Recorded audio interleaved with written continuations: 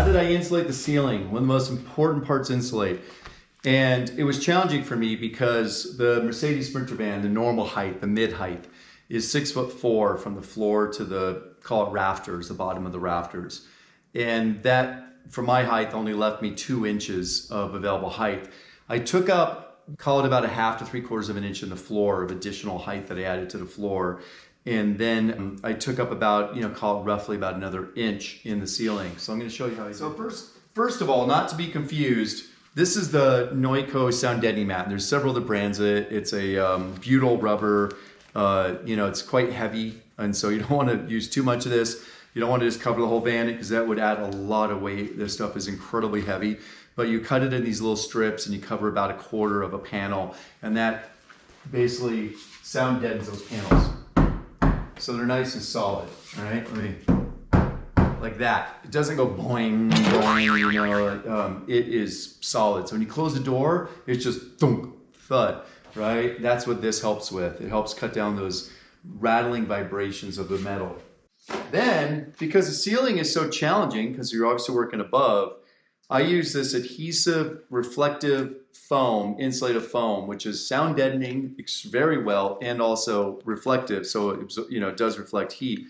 It's got a very strong adhesive backing. Again, when you put this down, it is down, it is done. You cannot peel this back up.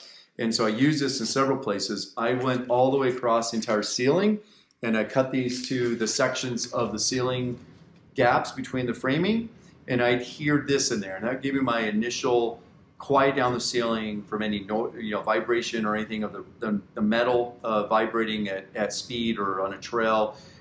It immediately absorbed any heat. It basically created a thermal gap between the metal and the inside, and also a little bit of a reflective barrier as well. I also used it throughout really the, call it the cab, when they pull up all the carpets and the floor and everything else, up the firewalls, along the floor and so forth. Adds a little bit of thickness, about 1/4 of an inch or so, but added a lot of comfort. So when I'm in my cab and I'm driving down the road, if I don't have the stereo going or anything, I cannot really hear the engine unless the windows are down. Anyways, great stuff. Works very, very well. Then, for the ceiling, I went back to good old friend Thinsulate.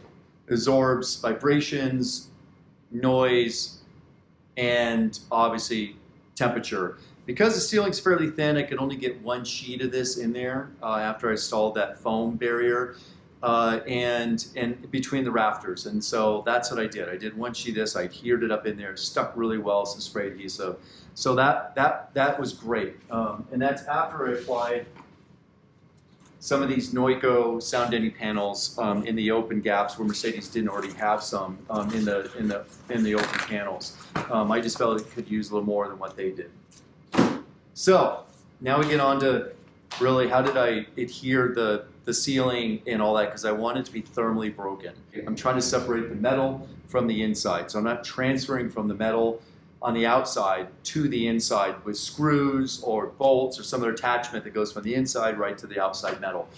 I'm just transferring through, be a condensation point. Like I said, I camp out in cold weather, go skiing in the wintertime, camp out, and when I'm in those cold environments, if there's moisture buildup and there's a big temperature differential, those bolts and screws and things would get frozen. So I have very few of those connections all to the outside metal, completely separated. Here's how I did it. Okay, so after I did my Thinsulate, which was after the foam, those both adhered to each other to the outside metal, I then did some reflective foam core insulation. Again, I talked about this in my video about the walls, same stuff I used.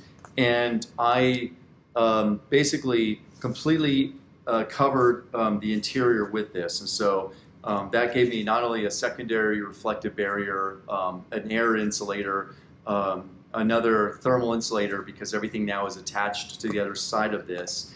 And so I have a thermal break. And I could also seal this up with foil paper. It also, because it's reflective, see that light reflecting?